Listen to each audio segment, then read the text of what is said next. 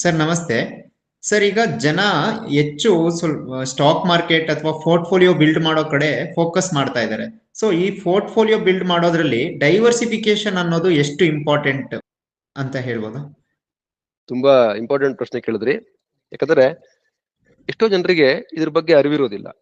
ಯಾವ್ದೋ ಒಂದು ಸ್ಟಾಕ್ ಚೆನ್ನಾಗ್ ಅನ್ಸುತ್ತೆ, ಅವರೇ ಅನಲೈಸ್ ಮಾಡಿರ್ತಾರೋ ಅಥವಾ ಯಾರೋ ಹೇಳಿರ್ತಾರೋ ಎಲ್ಲೋ ಕೇಳಿರ್ತಾರೋ ಏನೇ ಇರ್ಲಿ ಬಿಡಿ, ಆ ಒಂದ್ ಸ್ಟಾಕ್ಗೆ ಅವತ್ತಿಂದು ದಿವಸ ಎಷ್ಟು ದುಡ್ಡಿದೆಯೋ ಅಥವಾ ಇರೋದ್ರಲ್ಲಿ ದೊಡ್ಡ ಅಮೌಂಟ್ ಅನ್ನ ಹಾಕ್ಬಿಡೋದು.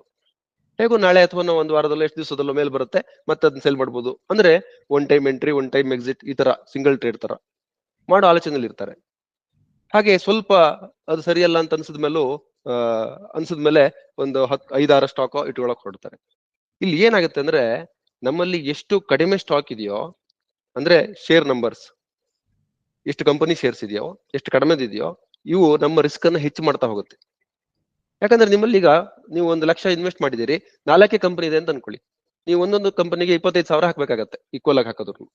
ಆ ಒಂದು ಕಂಪನಿಯಲ್ಲಿ ಏನಾದ್ರೂ ಸಮಸ್ಯೆ ಆಗೋಯ್ತು ಅಂತಂದ್ರೆ, ಕ್ರಾಶ್ ಆಯ್ತು ಅಂದ್ರೆ ದೊಡ್ಡ ಲಾಸ್ ಆಗುತ್ತೆ. 25,000ದಲ್ಲಿ ದೊಡ್ಡ ಲಾಸ್ ಆಗುತ್ತೆ. ಅದ್ರ ಬದಲು ಅಂದ್ರೆ 25% ನಿಮ್ಮ ಅಮೌಂಟ್ ಒಂದೇ ಕಂಪನಿಯಲ್ಲಿ ಇರುತ್ತೆ. ಅದ್ರ ಬದಲು ನೀವು ಒಂದು 20-30 ಕಂಪನಿಗೆ ಹಾಕ್ಬಿಟ್ರೆ ಎಲ್ಲ ಸ್ಪ್ರೆಡ್ ಆಗ್ಬಿಡುತ್ತೆ ಅಮೌಂಟ್. ಅಲ್ಲಿಯೂ ಸ್ವಲ್ಪ ವೇಟೇಜ್ ಅಲ್ಲಿ ವ್ಯತ್ಯಾಸ ಇರ್ಬೋದು. ಒಳ್ಳೊಳ್ಳೆ ಕಂಪನಿಗೆ ಸ್ವಲ್ಪ ಹೆಚ್ಚಿರ್ಬೋದು, ಸ್ವಲ್ಪ ಕೆಳಗಡೆ ಕಂಪನಿಗಳಿಗೆ ಕಡಿಮೆ ಅಮೌಂಟ್ ಇರ್ಬೋದು.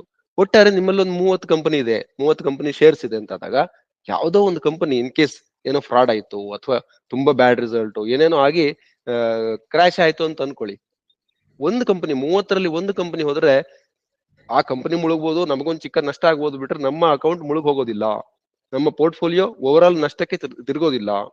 ಹಾಗಾಗಿ ಈ ಪೋರ್ಟ್ಫೋಲಿಯೋವನ್ನು ಸರಿಯಾಗಿ ಬಿಲ್ಡ್ ಮಾಡೋದು ಅಂದ್ರೆ ಈ ಡೈವರ್ಸಿಫಿಕೇಶನ್ ವೆರಿ ಇಂಪಾರ್ಟೆಂಟ್. ಅದಿಲ್ಲ ಅಂತಾದ್ರೆ ಕೇವಲ ಒಂದೇ ಕಂಪನಿಯ ಕೆಟ್ಟ ಹೊಡೆತ ನಮ್ಮ ಇಡೀ ಪೋರ್ಟ್ಫೋಲಿಯೋವನ್ನ ಮುಳುಗಿಸ್ಬಿಡ್ಬೋದು. ಹಾಗಾಗಿ ಇದು ತುಂಬಾ ಮುಖ್ಯವಾಗಿದ್ದು, ಅದಕ್ಕೆ ಹೇಳಿದೆ ಒಳ್ಳೆ ಪ್ರಶ್ನೆ ಕೇಳಿದ್ರಿ ಅಂತ. Thank you. ಸರ್, ಅಂದ್ರೆ ಇದರ ಅರ್ಥ ನನ್ನ ಹತ್ರ ಇರೋ ಎಲ್ಲಾ ಹಣನು ಒಂದೇ ಶೇರ್ ಮೇಲೆ ಅಥವಾ ಒಂದೇ ಕಡೆ ಹಾಕೋದ್ರ ಬದಲು ಡೈವರ್ಸಿಫಿಕೇಶನ್ ಮಾಡೋದು ಉತ್ತಮ ಅಂತ ಹೇಳ್ತಾರೆ. ಖಂಡಿತ ಒಂದೇ ಕಡೆ ಯಾವತ್ತೂ ಹಾಕ್ಲೇಬಾರ್ದು. ಬೇರೆ ಬೇರೆ ಕಡೆನಲ್ಲಿ ಇಟ್ರೆ ಮಾತ್ರ ಅದು ಸೇಫ್ ಆಗಿರುತ್ತೆ. ಎಸ್ ಸರ್, ತುಂಬಾ ಸರಳವಾಗಿ ಅರ್ಥ ಆಗೋ ತರ ಹೇಳಿದ್ರಿ. Thank you sir.